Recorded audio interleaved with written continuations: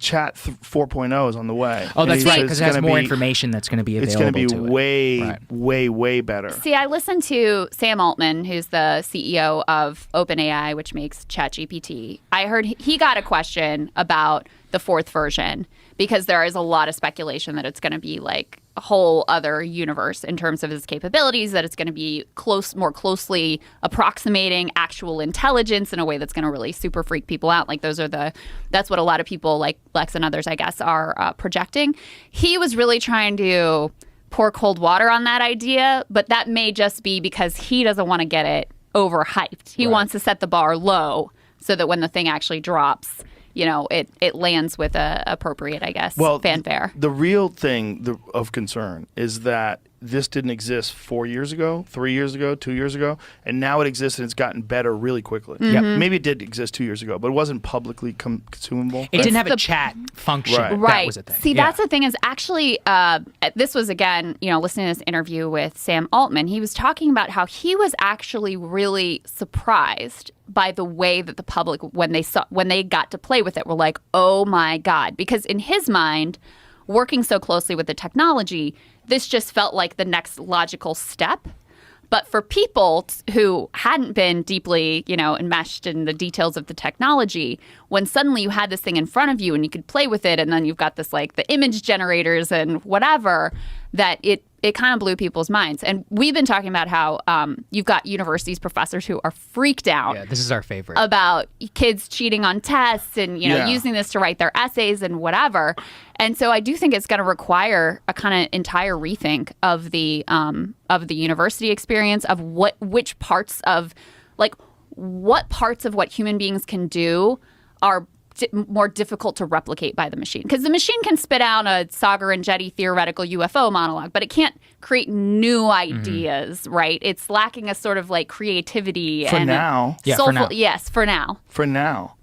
That's the real thing is for now. Because I think it's going to. And I think within 5 years, it's going to be better at us. Oh. Better at being us than us. But that's actually important, and that's one of the fun things that we're seeing through the ChatGPT education, which I love. And actually, it's fascinating. We get a ton of feedback on those segments because it's a lot of college kids are fed up with bullshit busy work. A lot of professors are tearing up their entire syllabus, and they're like, all right, now we're going to go to oral examination. We're going to have a discussion in class. And I was like, that's great. That's fantastic. You shouldn't be doing a bullshit essay first draft. But that also teaches you how to write, which is actually important. Actually, I don't know if it does, actually. Well, it could. Well, yes. Well, but if you have, the comparison they make is to like the invention of the calculator. Yeah. It's like you still need to understand the math to know what to put into the calculator. Right. But you don't need to know how to do all that shit by hand. Can we pause this? I have to pee so Yeah, bad. yeah, absolutely. Go ahead. Let's use the I need to pee restroom. too. We're right back.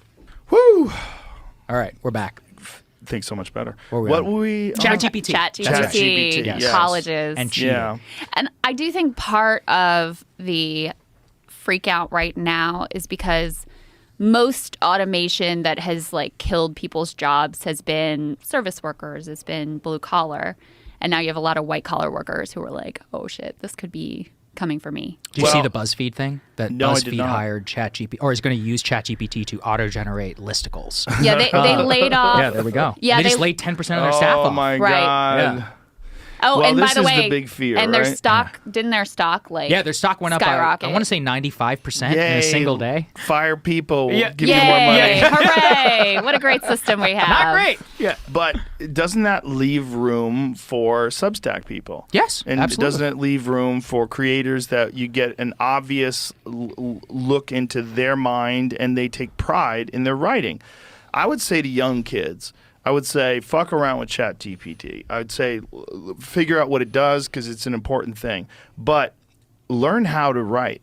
I think it's good for you. And I think if you want to get better at whatever you're doing that requires writing, like if you're going to be a journalist, even if you use ChatGPT to give you a framework, you should learn how to be creative. Absolutely. Well, it's good for you. Yeah. I do think that's a good point, and it's where the calculator analogy kind of fails because the calculations are the calculations. There's no Yes. like style or voice that Right. goes into it. Right. Whereas, Saagar and I write a lot every single week. I know you write a lot as part of, being a comedian.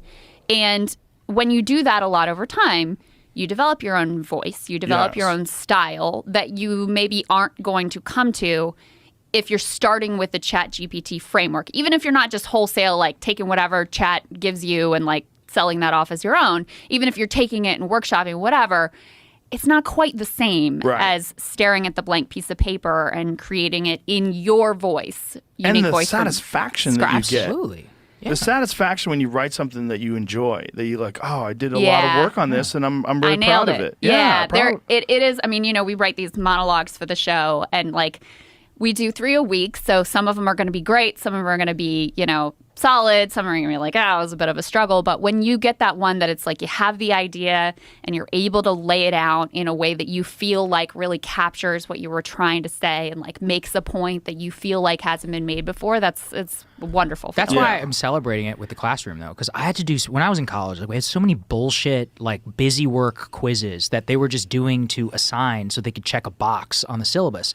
Now, they're sitting in the classroom being like, what do you think? They have to test you live to see if you're either paying attention. I think that's great. Like, that's ultimately, like, what did we really get out of college? Like, I don't know. In terms of what I use right now, even you were talking about writing, a lot of that was bullshit academic writing. When I learned how to write for journalism, it's totally different. It's like all the opposite rules, actually, in terms of the way you do it. But from what's useful in life is being able to understand ideas.